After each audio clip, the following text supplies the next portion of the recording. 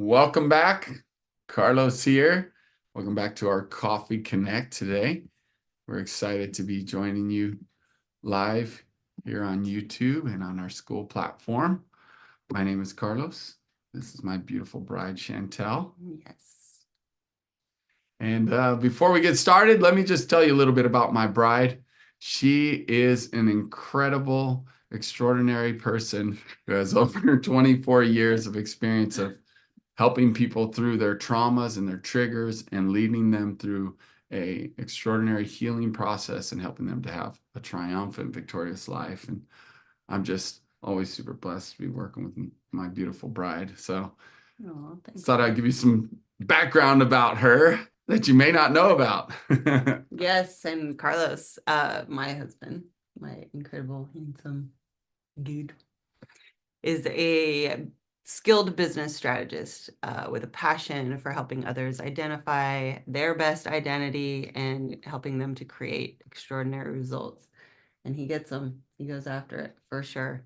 So Thanks, great to Ben. be here. Yeah. Well, today we wanted to talk about a topic that has been pretty fresh. Are you recording? Oh, let's record. I missed that, but it will be on YouTube. It is recorded on YouTube though, right? Because it's live. But today we wanted to cover a topic about commitment. We talk a lot about 3 C's of connection, and one of those C's is commitment. But before we do that, I know it's supposed to be Coffee Connect, right? Well, we're doing something extraordinary.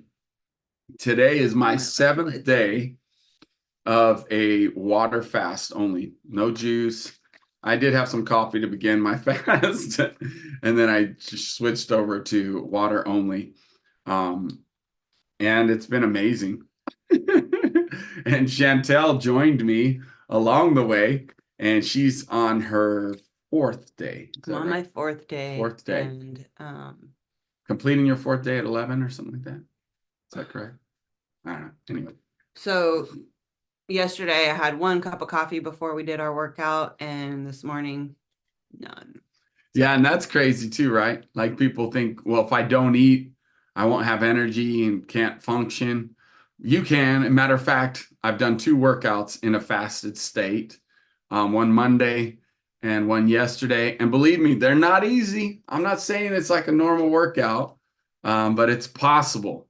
And yesterday, I even told our coach, I'm like, hey, I'm gonna what's it called? Modify. Oh, modify the workout today because we're in a group and it's powerful. We post sometimes about it where it's fun because she gives us things to do, and I'm like, well, I'm gonna modify.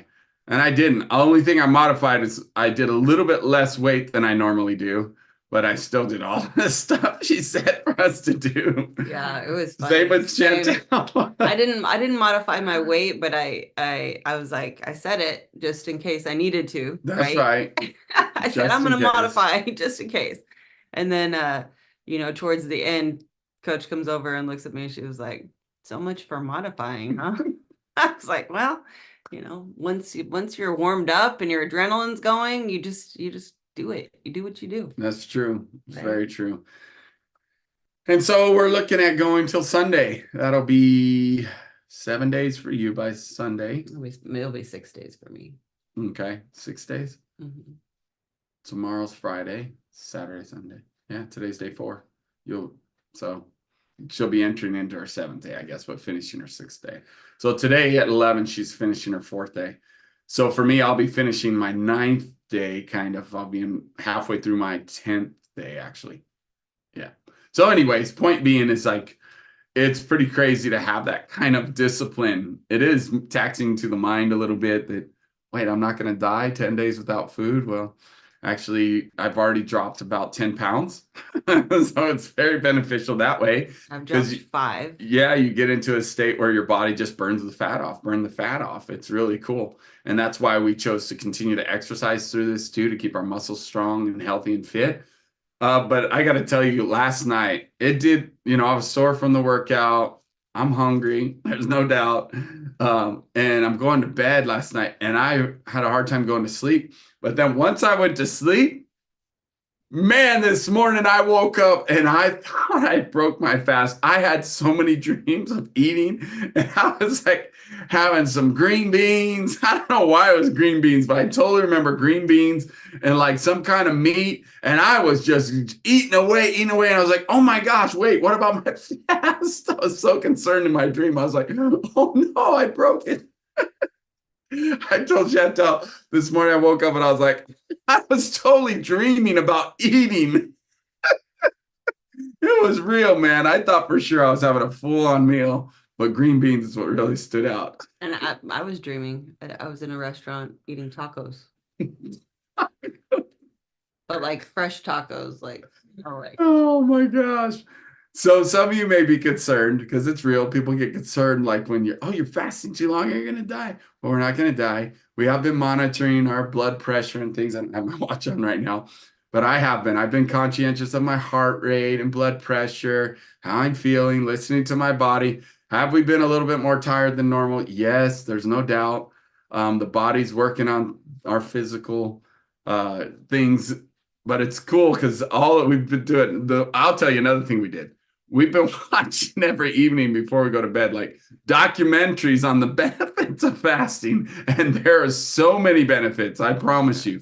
Like it's helping people with cancer, it's helping people with hepatitis, it's helping people with Lyme disease, it's helping people with fibromyalgia, and Yeah. all these things. The body was created by Papa God to heal, and it's super duper powerful. So I would tell you there are many, many benefits to it. The list goes on and on and on and on. So it is helpful because, like, why are we doing this? We talk about the Especially why. when somebody's cooking in the house Oh, and you can yeah. smell the food. My goodness. Last night I was like, okay. You can smell people's breath when they just ate.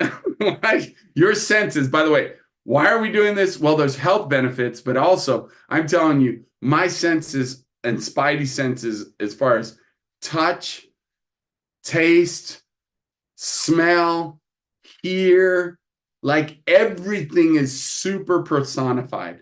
And I'll tell you, I'm in my seventh day. Tonight I'll complete my seventh day at about 5 or 6. But I've never been past 7 days yet. And I'm excited for it. Like tomorrow's going to be day 8, super pumped.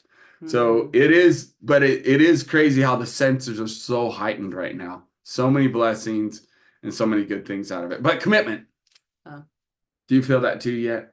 Well, Being the senses heightened, well, smell, taste, I've never touch. been past 3 days, so this is my embarking on 3 days beyond Yeah. beyond 3 days. So what I felt is interesting because I could feel, in day 3 to 5 is when your stem cells start working. And they're kicking out all the bad cells and regenerating. Right. And last night it was interesting because I could feel it. Like I could feel like almost like this buzzing in my body, in my cells, and that was kind of cool.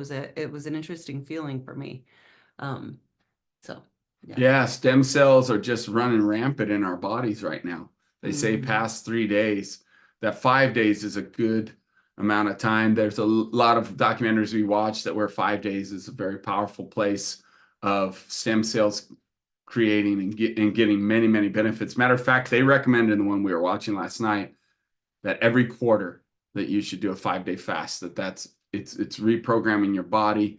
And they even did some research on some rats. It's just crazy. We got some cool documentaries. If you're interested, message us. We could share it with you. Why not? If you're interested, because there are many benefits to that stuff. And it's our journey. But the coolest thing, I got to tell you, the very coolest thing to me, like, because I was going to stop my fast, like, I thought tomorrow. And then Chantel's like, well, let's go to Sunday. And I was like, okay. I was like, I just was excited to go one day past my original 7 days that I had done when I was younger. Right. And I'm like, okay, I could do that. It's awesome. I'm ready to reset my whole body and my weight. And I took some pictures yesterday. I was like, oh my goodness. We had a good laugh because I'm like, man, sometimes you don't realize how big you've gotten until you start taking pictures. And so, anyways, the best part is actually doing this fast with my bride. Seriously. I meant to tell you that. I love you. I appreciate it. It means so much to me. And it is really awesome to have a partner like you that just is equally matching my drive, my passion, my want to discover new things, my journey of health. And you've inspired me so many ways in that, like our jogging times, our fitness times, and health times. Like, and I just love it. So thank you. Even you were the one that started this whole thing about fasting. Mm-hmm. So it's amazing. I'm super blessed, y'all. Like this woman drives me just when she's an activator. She's a master activator. She is. And so she's truly activated me to so many levels in life, in business, in now in fasting. And for the first time, both of us are going to do colonics. We figure while we're already cleaning out the Fun fact. system, we might as well go ahead and totally clean it out so we can. So that's tomorrow. Sorry. Our date night. Well, normally our date night is Saturday, but Yeah. this lady's not open. Yeah, she's not open on Saturday, so we we're are doing our date night. Yeah, Doing some colonic. that's right. We won't. I mean, because we won't be going to dinner. Right. You know? I'll tell you, you save money, save time by not eating. It's really interesting. So, anyways, commitment. This is good. Even starting with this, what does that look like? Commitment. What does it look like even in fasting? Yeah. It takes a mindset of commitment. Yeah, for sure. I mean, and that's part of why we're watching documentaries, right? To remember the why. Sometimes when we look at commitment, we need to press into the why. Yes. Why are we committed? Why are we choosing to do the thing that sucks? Why are we choosing to do the thing that's hard? Why are we choosing to push ourselves, in our capacity? Why? What are sometimes we tend to, I think it's like human nature, right? We focus on the negative. We focus on all the why not, like all the reasons, all of the excuses and scapegoats of that could it somehow justify our quit, justify our, okay, well, I'm just gonna lay that down and but no, that's beautiful, babe. You're so right. Like we are smart. It's almost like that's our default. We know to go to that, but like it's been hard these last couple nights, not gonna lie. And so even to the extent of having dreams about eating. So it's been hard in the sense of like, why are we doing this? Like that's all. So I'm gonna tell you, if you've had that question about doing something that you're not used to doing, you're not alone. Like relationship stuff. That's what we do. We do marriage mastery. That's what we're all about. We mentor people, we support people, and we coach them in such a way to have marriage mastery. But it takes our support, and we definitely always ask them why. Why? That's why they choose to work with us. But then we have to keep it in front of them because literally this wasn't a spiritual thing. When I did it years ago when I was younger, it was a spiritual thing. Is there spiritual benefits to this?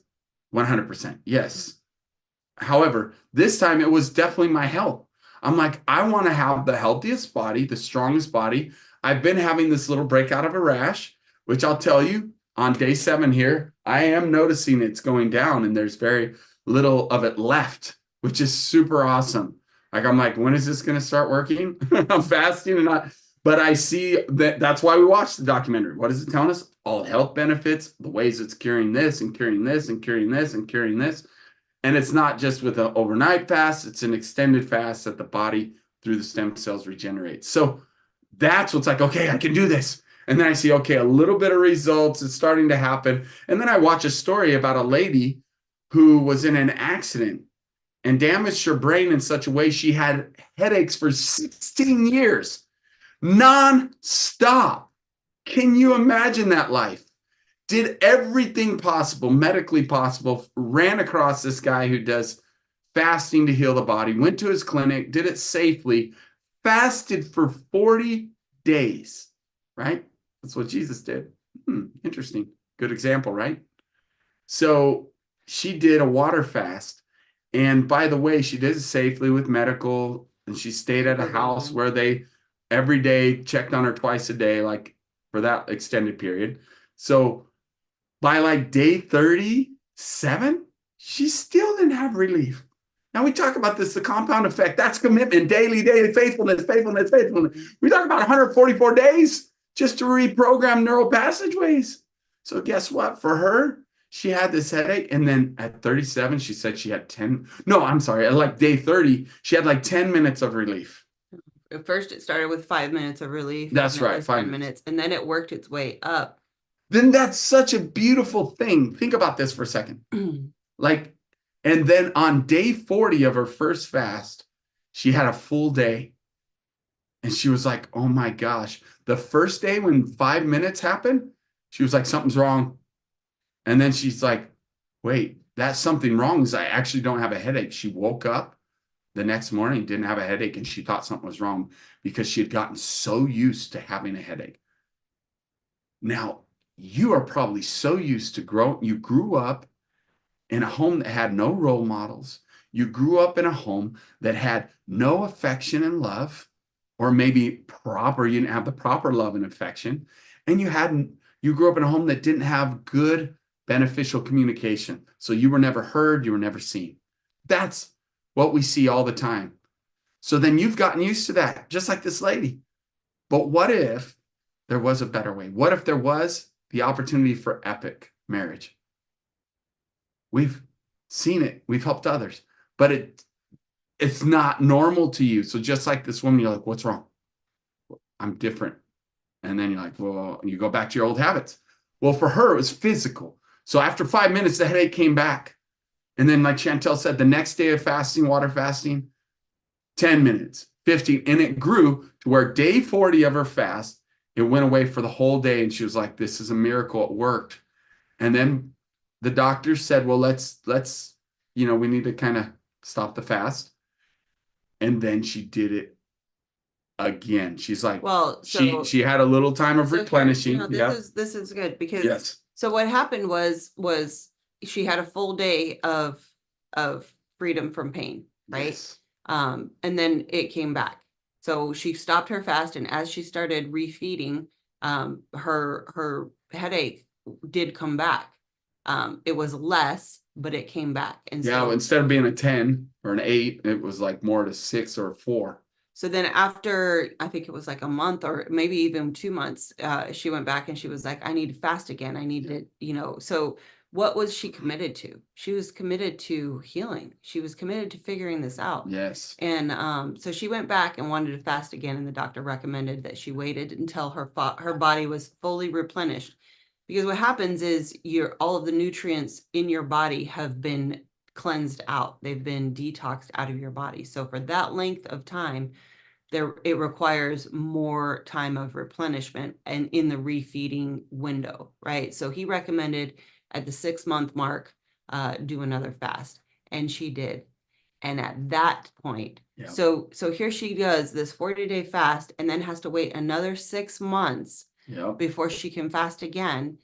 And then she got the total freedom and hasn't had a headache since. Yes. So isn't that amazing? I mean, how powerful is that? Like, I mean, how many people would give up after the first fast? Yeah. How many of you would stop and say, it didn't work?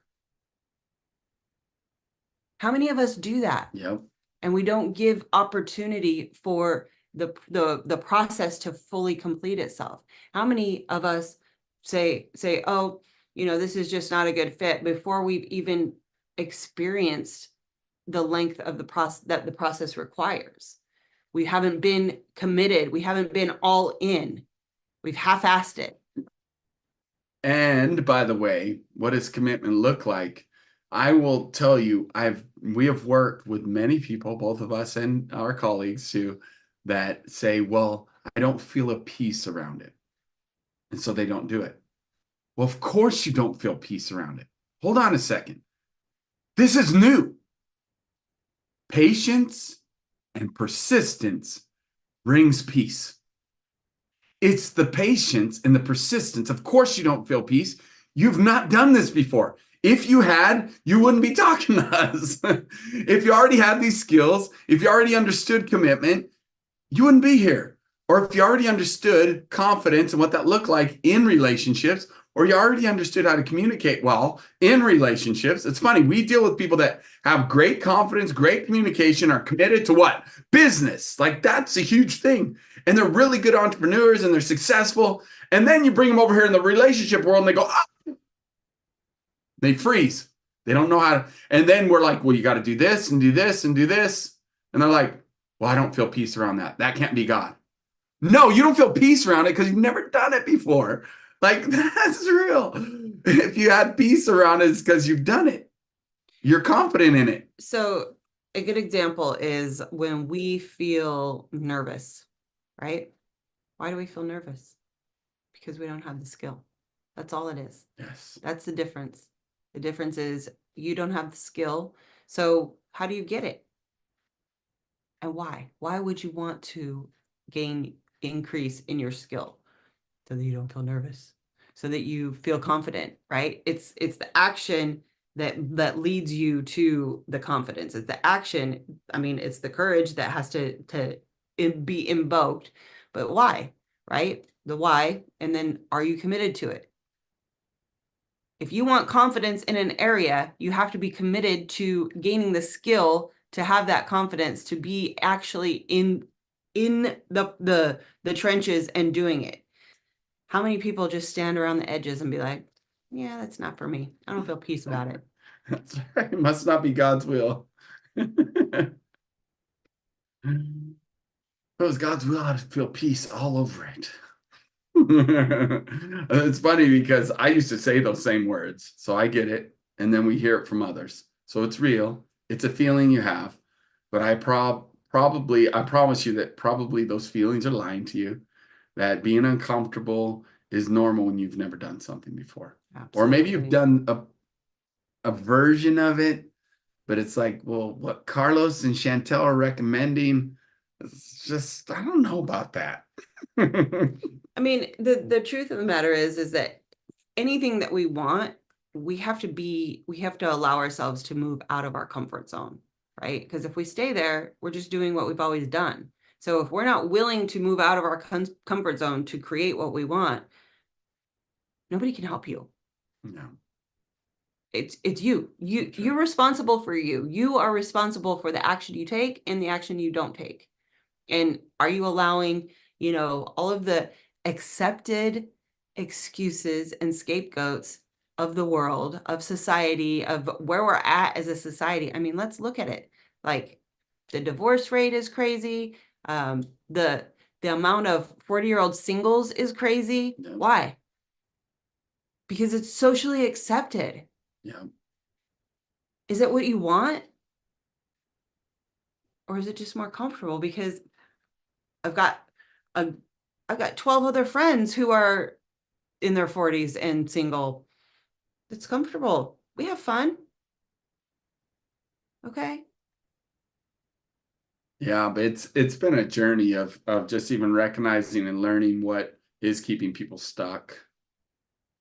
From not wanting to be committed to even communicating with the opposite sex. Right? We've discovered that we've got two camps. You've got a religious camp that says, look, you can't talk to someone of the opposite sex unless someone else is present, right? It's not proper. And if you're talking to the opposite sex, you must be interested in them. Well, Jesus didn't say that. Jesus spoke with Mary Magdalene. Jesus spoke with Martha. He spoke with the other Mary. He spoke with the woman at the well. And he never said, well, I can only speak to them if there's a disciple present. So, I mean, it's a religious thing. And it's because of the fear all wrapped around that. Well, we're trying to have control over affairs. No, you need to fix the marriage. So it's not an issue. Fix relationships to where people are intimately connected. And it's not even an issue for them. It's normal. It's like if I talk to a woman and another woman besides Chantel or another man, it's like synonymous for me. It's just a person. It's a human. It's God's creation that I want to love and want to pour some love into, whether they're male or female. That Jesus didn't distinguish. Show me if you've seen it, tell me. But again, it's not there. Why? Because we have intentionally created connection with each other Right. that is thriving, So that true. is flourishing. Yes. We are intentional daily. We are committed to that intentional commitment, Yes. connection, right? And then there's the other camp, the hookup camp. They communicate with every other woman because they want to have a one-night stand. It's real. That's what happens usually on the dating sites. That's the number one complaint that we get from clients that we've worked with that are singles. They try to use dating apps and things, and all the guys just want hookups, just want a one-night stand. They're looking for a hookup. That's sad, right? So you got these two different camps, one telling you not to speak to the opposite sex, and one speaking to the opposite sex but for the wrong reasons. What's right? What's wrong? See how that happens? Like, oh, well, of course you shouldn't talk to them. See, because of this stuff. No, there is a middle point in the sense of the power and blessings of communication. There is proper, healthy, beneficial communication that can take place. I mean, it's balance, right? It's the balance of, the pendulum swinging so far to one way and so far to the other. We have to come into balance. We have to recognize what is healthy, what creates healthy relationships. If we don't exercise a muscle of communication with every human being, how do we expect that we can So true. have healthy connections with our family, our So husband, our wives, our children, our immediate family members? I mean, it just, it magnifies. And unfortunately, what I would say is if you don't build those skills to communicate and connect with all humans, then when you get married, you actually will create a codependent relationship where it's, well, I need my wife and I can't go anywhere without her. How do I know that? Because I lived it. I did it. I did it. Takes one to know one. And so, and I didn't have relationship outside of my previous wife. And then when I started having relationship outside of my previous wife, that's when then it all started, and she did, that's when it all fell apart. And it's real. So it's true. I get it. It can all fall apart if you don't have the skills of connection. It's real. And you don't have the understanding and ability to want to, why would I stay committed to this? That's what happens in marriages, right? They have relationships start interrupting their marriage. And instead of blessing or benefiting their marriage, it is interrupting it. And then they don't have the connection or commitment. And then they're no longer committed to the marriage. And then why stay married? Or let's be committed to this other relationship. Well, let's go here. It's even commitment to learning and growing. Mm-hmm. If we don't have the skill and we're finding in our relationship that we have a lack of connection, our communication sucks. Yeah. Like, are we committed enough to pursue growth, to pursue another way, to pursue gaining the skills so that we can have connection, that we can communicate? I mean, it's all tied in. What are you committed to? Yes. The why is important for commitment, and the vision of what that looks like in the future. If you have no vision of the future, it's going to be really, really hard to stay committed. So I will challenge you. If you have something you want to commit to, find someone who's already committed to it and lock arms with them, number one. And they should help you figure out why you want to be committed to that thing. And then they also should help you create the vision of what that can look like in the future. That's where then the commitment will stick, just like we are talking about for our fasting and our health. All right? Well, that's a wrap. This is our Coffee Connect. Have a great day. We're glad you were here and joined us. You can find more stuff like this, more of our Coffee Connect recordings and more of our content, more stuff about our 3 C's of connection over on Epic Your Life on the school platform. That's skool.com// whatever it is, Epic Your Life. Just go to that platform, put in Epic Your Life, and you'll find us. And we would love to connect with you. We have a community over there of like-minded people, all working towards an epic marriage and creating extraordinary lives.